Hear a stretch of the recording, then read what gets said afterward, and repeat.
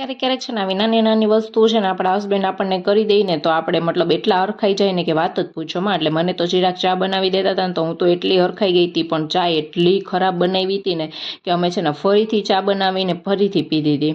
મતલબ કે ક્યારેક કામ કરીએ ને એમાં એ પાણી ઢોળી નાખે. અને પછી છે ને આ સરસ મજાનું એક હેર સ્પ્રે હતું જે મારા હેર ઉપર લગાવવાનું હતું, તો બસ જો એ લગાવી અને છે ને જમવાનું બનાવી નાખ્યું હતું, ઘરનું બધું કામ કમ્પ્લીટ કરી નાખ્યું હતું. અને ત્યાં છે ને એક વેક્સ કરાવવા માટે દીદી આવ્યા હતા, તો પછી એમને વેક્સ કરી દીધું હતું અને સાથે સાથે જ્યુસ બનાવ્યું હતું. અને આજ સવારે છે ને આઈસ વોટર ફેશિયલ ભૂલી ગઈ હતી, તો છે ને મેં અત્યારે લઈ લીધું હતું. અને પછી સરસ મજાની નાહી ધોઈ અને છે ને કુર્તી પહેરીને રેડી થઈ ગઈ હતી, કારણ કે આજે આવી છે મારા સાસુ ને સસરા.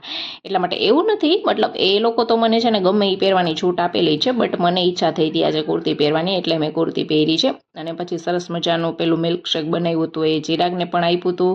અને છે ને થોડાક બદામ કટ કરવાની હતી, તો બસ એ કરી નાખી હતી. અને ત્યાં સુધીમાં તો મારા સાસુ સસરાએ આવી ગયા હતા, એટલે સરસ મજાની ચા બનાવી હતી. અને છે ને એ ત્યાંથી આવે ને મતલબ ઉપલેટા રહી છે, એટલે છે ને ઘણી બધી વસ્તુઓ લઈને આવે, એટલો નાસ્તો, શાકભાજી, પછી મરી મસાલા, પછી કંઈ બી ઘટતું હોય તો એ. અને આ વખતે તો આવ્યા ને તો છે ને સરસ મજાના બાઉલ લઈને આવ્યા હતા, કે તમારે કોઈ મહેમાન આવે તો ઘટે ને એટલા માટે. અને પછી સરસ મજાના રોટલા ઢીબી નહીં ખાતા, અને ભાઈ આપણે રોટલા કરવાના હોય ને એટલે મજા જ પડી જાય. અને સરસ મજાની ખીચડી, સલાડ, શાક બધું જ બનાવી અને છે ને બધા જમવા બેસી ગયા હતા. અને છે ને આજે ઘણા બધા જમવામાં હતા ને એટલે રાધાને ભાઈ બહુ મજા આવી ગઈ હતી.